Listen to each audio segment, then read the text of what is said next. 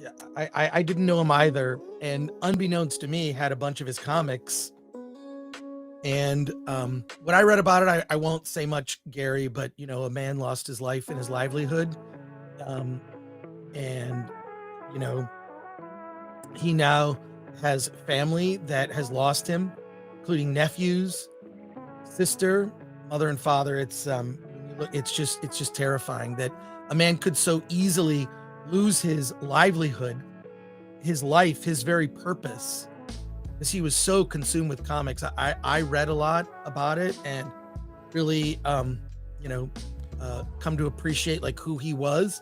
And I'm sure we'll get into it some other time. I'd like to be a part of that conversation because I have a lot to say about it. But for now, it's just horrifying to see that this happened, and I hope that there is some pause or reflection. I don't think there will be, but in talking to some other people who were indirectly involved about it, people who knew him, he was just an amazing person who supported his friends and whatnot. Was very just upstanding in the community, in spite of these allegations.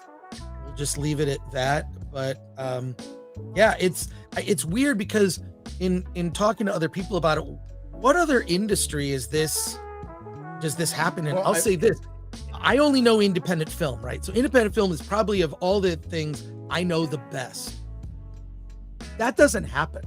Like, I mean, there's that community is a little different, probably much more supportive. I think it's a microcosm of Hollywood. I do. Like, right, people. It's like not this, Hollywood at all. Indie film is not Hollywood. No. Yeah. But what I say, the comic industry is a microcosm of Hollywood. A big corporate Hollywood. I think the exact same things happen. People self-delete. Horrible things happen. Absolutely. I think it's just a microcosm, and that's why it's just such a tiny little industry now.